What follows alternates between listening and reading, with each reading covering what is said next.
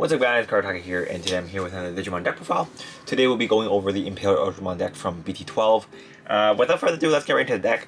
So first off, let's go for the Digitamons. We're running 4 of the Chibimons, or Demi-Vmons, depending on what you want to call it. We're still running a lot of jamming cards in this deck, so this is still the better Tama, even though we did get a new one with the BT-12. Yeah, we'll go over how the main deck just gels and runs later on, but let's go on with level 6s. So for level 6s, we are going to be running 3 of the Dragon modes.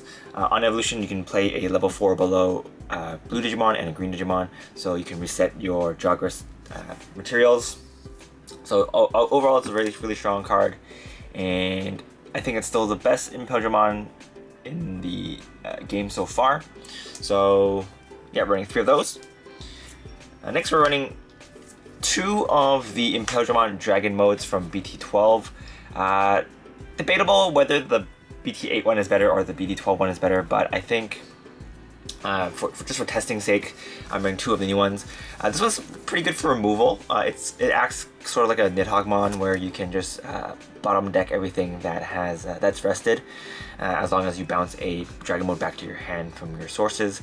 So it's pretty good for that. It's really good against Bloom Lord decks. And the second effect is, for every color you have in this card's sources, you can get 1000 DP. And then if you have 2 or more colors, then you can get 1 security check and blocker. So being able to block is also pretty good. If you have 2 colors, you'll be able to use it as a 15k blocker, which is nice. Obviously, there's a lot of things in the deck that can get over that right now, but it's nice to have. And this card works really well. After you Digibomb into this one, you can use the dual Tamers to unsuspend it for the attack.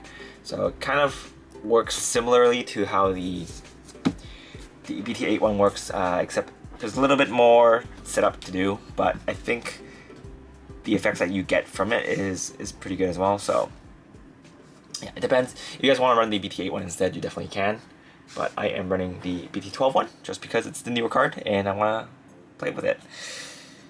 Next, talking about cards, we're running a really old card. This is from BT-3. This is Bancho Stingmon. So Bancho Stingmon has piercing, and the second effect is when attacking a 12k or above Digimon, this card gets plus 7,000 power and 2 security checks. So there's a lot of reasons why we're running this card right now. With War Greymon still being a pretty prevalent deck, and also a lot of Digimon with the base DP base 12k above. This card is really good just for countering those, your Quartzmons and whatever is good in your meta right now. It's probably going to be 12k or above. So having this card just be able to beat over them is nice. It'll be 16k, so you can beat over most things. And if you can't, there's still other ways to buff up your Digimon, which we'll go over later.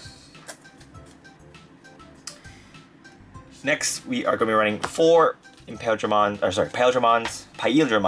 from ST9. This is your one of your main attackers. On Jogress, you can bottom deck 6k or below, and then when this card attacks, you can unsuspend itself. So this card's pretty self-explanatory. It's just good for doing multiple attacks. Next, we're going to be running 3 of the Dino-Bmon from BT-12. So this is one of the cards that can help you buff your DP to go above 16k. On Evolution, you can rest one of your opponent's Digimons, and then you can get plus 3k, and then you'll be able to attack your opponent's Digimon. So it's pretty good. You can use it to beat over some of your opponent's Digimons, and if you don't, you can, like, for example, even if it's after the buff it's not enough, you can do this and beat over them with that afterwards. And the inherit skill is also pretty good. If you kill a opponent's Digimon and discard survives the battle, you can trash top card. So strong effect, but obviously your main target is still the Imperialdramon.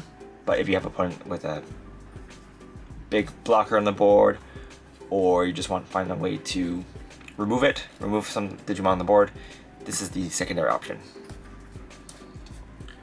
Level 4s, we're going to be running 4 Digimon. This is the one from BT-12. If you use this as Jogger's material, you get 1 memory back, so it's very good for refunding. And its inherited skill gives your Imperialdramon as well as your free type Digimon jamming. Jamming, we're also running 2 of the EX1 Vmons, X-Vmon, sorry. So this is here as a backup attacker, as well as just to give your stuff with free and Imperialdramon jamming as well. Jamming is very, very important in this deck. You have some pretty small Digimon, like your Imperialdramon is really small, so you want to have it to attack with jamming at all times.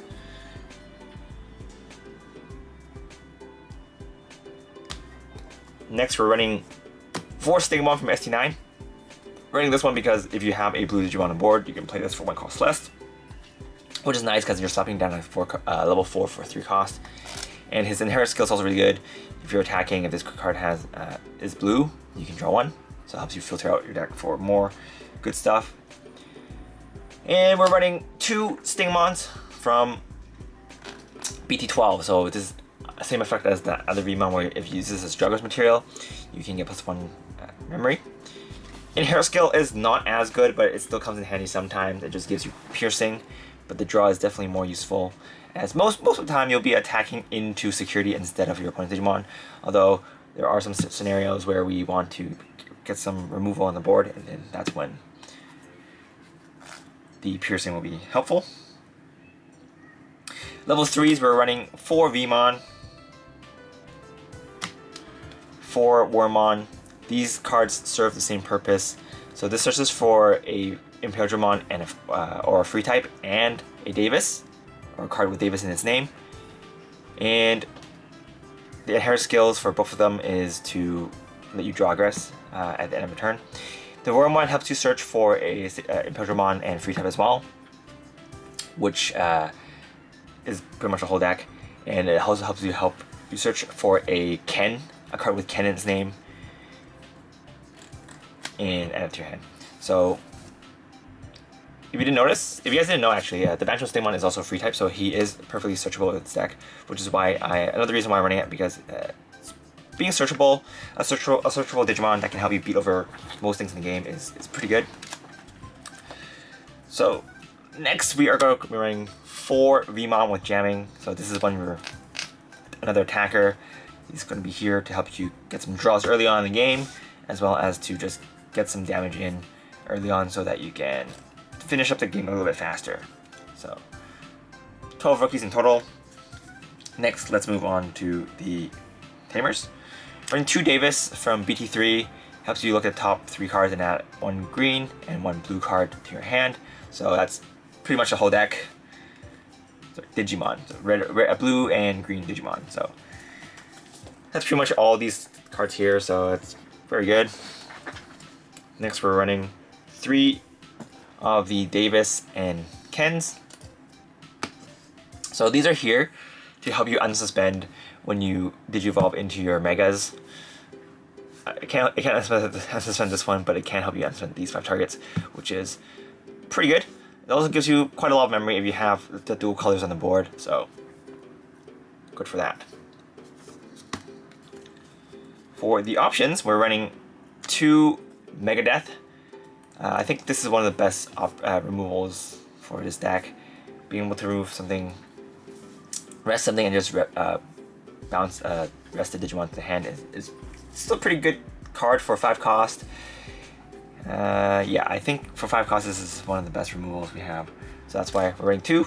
And we're also running a bunch of memory boosts. We're running 2 blue memory boosts and 2 green memory boosts. Blue is just to help you search for the Vmon side, and the green is help search for the Stigmon side, obviously. If you prefer one color over the other, you can choose to do so, but I think having a mix of both will be beneficial. Just in case you're missing one side, you can help increase your chances of hitting into it. And last but not least, we're running 1 Ice Wall just to delay your opponent a bit before you get your setup. One of the main issues this deck has is the setup. It's one of the reasons why I actually prefer the All-Force build over this one. That one is a bit more consistent. Search power, only needing to search for one line is more consistent than this one where you need to get your Drugger's materials and whatnot. But the upside for this deck is the ability to beat over a lot of really big Digimon. I think the problem in the All-Force deck is it's a bit squishy. You don't really go over. Your DP doesn't really beef up that much, so you won't be able to beat up really big Digimon. Although that deck has removal as well, there's a lot of anti-bounce effects in the meta right now. So I think just being able to outright beat over it while doing checks is definitely something that's really appealing. And yeah, this deck is slower than the previous Imperialdramon builds, but in exchange, the deck gets a little bit more consistency.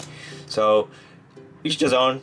This deck might be a bit too slow in your meta, but when it pops off, it pops off. So it's fun. It's really fun to play, and Jogress is also really good for getting over quartz bonds that stop you from unsuspending. So yeah. So, when choosing your deck, definitely consider the meta in your locals or whoever you play with. If you're playing against a deck that can hard counter this, then definitely rethink the options that you're running in this deck, or the ratios. If not, then this will be a good skeleton to build off of for the upcoming, or not upcoming for Japanese, but upcoming for English. It'll be a good skeleton to build off. But that's pretty much it for this deck, guys. Hope you guys enjoyed it. This is Karataku. You guys want to support the channel, use the affiliate links down below, and more Digimon decks are coming soon. Subscribe if you haven't already, and I'll see you guys next time. Bye!